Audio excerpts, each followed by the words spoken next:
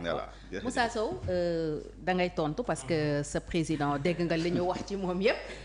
j'ai préféré jox Khalil parce que moo fi toogal la mouvance présidentielle donc moom wax na li ñu jàpp ne moom la ñu war a mun a reprocher Macky Sall le président Macky Sall ba daal candidature am ñu bañ a mën a séentu mu jàll. Yacine Fall est allé plus loin, ministre de l'intégration africaine et des affaires étrangères nee na liste candidature su génnee moom turu Macky Sall sax kenn du ko ci seen yéen lan ngeen di réagir ci li ñu wax ne seen président. alors merci moom moo ko mën a gàllankoor. man jàpp naa ne président Macky Sall ci njëlbeen laa koy wax président Macky Sall il a le profil et il peut être bel et bien le secrétaire général des Nations Unies. J'argumente xam nga Khalil li mu fi wax yëpp lu ci gën a bari ànduma ci te tegu ko maanaam ci xam-xam gis nga quelqu'un bu bëggee candidater wu au niveau de du secrétariat des Nations Unies il suffit juste d'être d'une nationalité d'un pays qui est membre des Nations Unies. Ton pays peut ne pas te porter. Oui. Il faut que loolu mu leer. Bien sûr, c'est pas une obligation. xam naa ne bu dee porter rek du ñu fi nekk ñoo ñuy porter sa wujj bu lay gëm naa ne doo set bu lay sëlëm doo set. Président Macky Sall c'est quelqu'un boo xamante ne avant muy génn réew mi sax lañ doon laam-laamee ne kii bis bu génnee réew mi day jël secrétariat général des Nations Unies nekkoon na fi débat. Pourquoi? Parce qu'il a très bien géré looloy dëgg le profil il l'a comportement bi il l'a le lobby nécessaire il l'a ba pare président Macky Sall dafa liggéeyal réewam am image bu baax les gens parlent souvent ñoom benn argument la ñu am. mooy nekk le bilan immatériel moom la ñuy. oui benn argument la ñu am mooy nekk oui président Macky Sall en termes de passif li mu fi def am na ñu fi dee et cetera droit de l'homme et cetera mais le président Macky Sall ñooñu ñu dee moom reyu leen c'est pas lui. Mais ça, il faut que les gens arrêtent c'est-à-dire nañu bàyyi manipulation bi Sénégalais yi ñoo ñuy seetaan xam nga ne président Macky Sall du mas a joxe ordre pour ñu rey nit président bu mu mënti doon temps Senghor am na ñu dee woon on regrette temps Abdou Diouf am na ñu dee woon on regrette temps Abdoulaye Wade même chose temps Macky Sall aussi même chose ñii aussi balaa ñu fi jógee boo moytul ñu bëri danañ dee mais on regrette tout ça mais c'est pas au président de la République de donner des ordres la preuve est que dama leen di jox ngeen déglu fi benn vidéo boo xamante ne Aminata Touré mi nga xamante ne moom lañ jàpp ne seen star la moom lañ jàpp ne moo nekk seen star moom moo ko waxoon démb yàggul dara contre Ousmane Sonko déglu leen. loolu nag mooy démocratie dafay am seen décision loolu nag mooy démocratie dafay tegu ci sartu yoon waaye li ñu dégg démb député Ousmane Sonko di wax jël Facebook am ne voilà mu ngi woo xale yi ñu génn ci mbedd mi dox jëm xaw ma fan dañ demuñ fenn sax moom ci boppam demul fenn sax ba mu ko waxee ba tey ma nga këram toog biir cuisine voilà doomu jàmbur yi nag moom ni mu ko gisee mooy moom bu jàppee ne am na loo xam ne lii xëy na du li mu bëgg mu woo doomu jàmbur yi ci mbedd yi ne leen ayta leen ñu dee ñëw leen yéen ngeen dee bu amee lu mu bëgg nag parce que nag moom après kenn du ko dégg mais loolu c'est pas acceptable c'est scandaleux li tubaab naan scandaleux loolu kenn mënu ko nangu ndax Sénégal dëkku jàmm la démocratie dafa yokk. waaw xaaral ma dagg ko fii donc pour vous dire que kii ñu jàppee kii nee na mën naa nekk candidat. mais lii waxu ok la woon rek adversité politique la teg woon. tey kat gis nañ fi Moussa ñu bëri nag mais kooku nag tey. mais nag Moussa en parlant des morts là. kuñ fi doon xool say waxi démb li nga doon wax sa ki nga àndal tey foog naa ñu bëri duñu ànd de. mais dama ne la gis nga Aminata Touré mi nga xamante ne moo nekk seen star ñoom jamono ji boo ci génnee ci CV am boo ci génnee loxo Macky Sall daanaka dara du des moo ko Yacine Fall mi ñooy tolloole Yacine Fall mi nga xamante ne c'est la plus grande catastrophe de notre diplomatie quoi que l'on puisse dire depuis booboog léegi saa yi gisuñu benn réussite bi mu def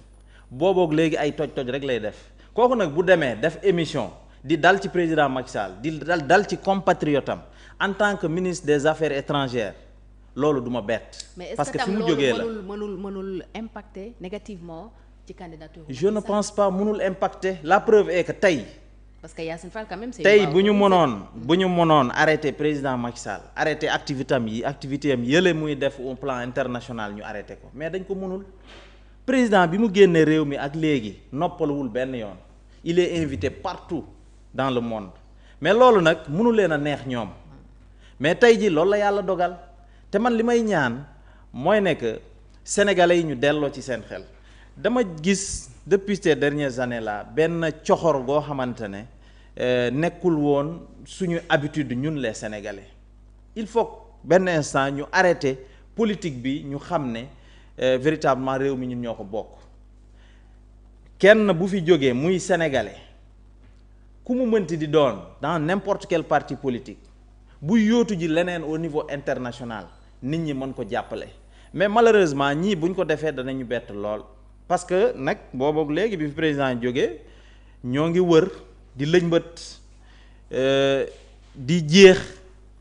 gestion président Macky Sall bëgg a gàkkal deram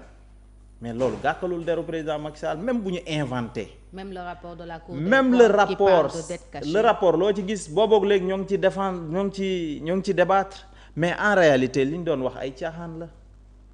caaxaan la président Macky Sall encore une fois c'est quelqu'un boo xamante ne ñoom bu ñu sañoon seen leader mel noonu mais du mel noonu président Macky Sall c'est quelqu'un qui est adulé qui est aimé dans le monde parce que nag dafa def ay preuve am fii ci réew mi avant que muy génn quelqu'un boo xamante ne il côtoie les plus grands chefs d'État wax naa la ko sànq président Macky Sall il a été le président en exercice de la CEDEAO avant muy dem mu jógee fa nekk président en exercice de l'UEMOA de l'Union africaine ñëpp gis nañ lu mu fa def lu mu fa liggéey dem défendre l'Afrique fexe ba Afrique bokk ci le groupe des G20 défendre ko ba Afrique am fa place am fexe ba Afrique dem di siéger au niveau du Conseil de sécurité des Nations Unies fexe dem ci ay Poutine di défendre l'Afrique pour que ñu mën a libérer le céréale à l'époque lors du Covid président Macky Sall c'est quelqu'un boo xamante ne en matière de dette amul fu mu défendre wul Afrique ak les pays du Sud c'est un défenseur un avocat des pays du Sud un avocat de l'Afrique tout entière ñun jàpp nañ ne tey jii le président Macky Sall il est sur la bonne pente te du ñi fi nekk ñoo koy xañ le secrétariat des Nations Unies encore une fois bu fekkante ne ñoom ñoo waroon a porter le président Macky Sall man mën naa ko nangu mais en réalité eux ils ne portent rien du ñu porter kenn président Macky Sall gëm nañ ne aujourd'hui la France les États-Unis la Chine la Russie au niveau mondial ak yeneen réew yu bare sur les 54 états de l'Afrique les 49 pratiquement ñoo ngi koy soutenir donc ça peut suffire lentement pour mu jël li nga xamante ne mooy secrétariat des Nations Unies président Macky Sall defu fi li tax nit ñi iñaane ko li tax nit ñi soxoree ko bi coxor il faut que les gens arrêtent ce procès-là que Pastef est en train de faire au président Macky Sall il ne le mérite pas. C'est un Sénégalais quelqu'un boo xamante ne il a toujours eu le respect des droits humains il parle de troisième mandat mais président Macky Sall kañ la wax ne soxla na troisième mandat wax leen ma au contraire moom dafa bind livre am ne du ma def troisième mandat loolu doyul mu woo la presse taxaw ne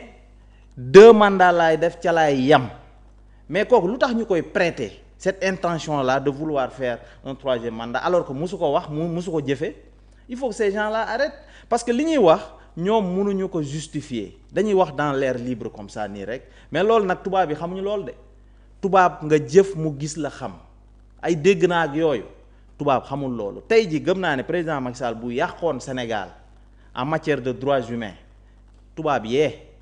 duñ ko accueillir fi mu nekk di ko tadagal di ko inviter ay sommets yu gën a mag dans le monde il faut que les gens arrêtent ñu xam ne Sénégal ñu ñoo ko bokk ñu xam ne président Macky Sall doomu réew mi la il mérite d'être soutenu. Donc jàpp ngeen ne même sans le soutien de l'actuel régime soutien ou pas président Macky Sall il est en train de faire son chemin te gëm naa ne tey du soutien ñii mooy tax président Macky Sall nekk secrétaire général de l'ONU du ñu ñàkk koo soutenir également moo koy teree nekk le secrétaire général des Nations Unies il faut que souvent aussi qu'on sache raison garder. Khalil boo amul loo ci dolli ñu avancer. waaw non dinaa ci apporter quelques parce que am na ku ne ma li muy ragal mooy ngeen jëlee ci gàcce bañ koo soutenir ba pare mu gagné. bañ ko soutenir mu gagné. Donc damay ñëwaat rek par rapport ak souvent ñenn ñi déjà ak li mu wax léegi ne 54.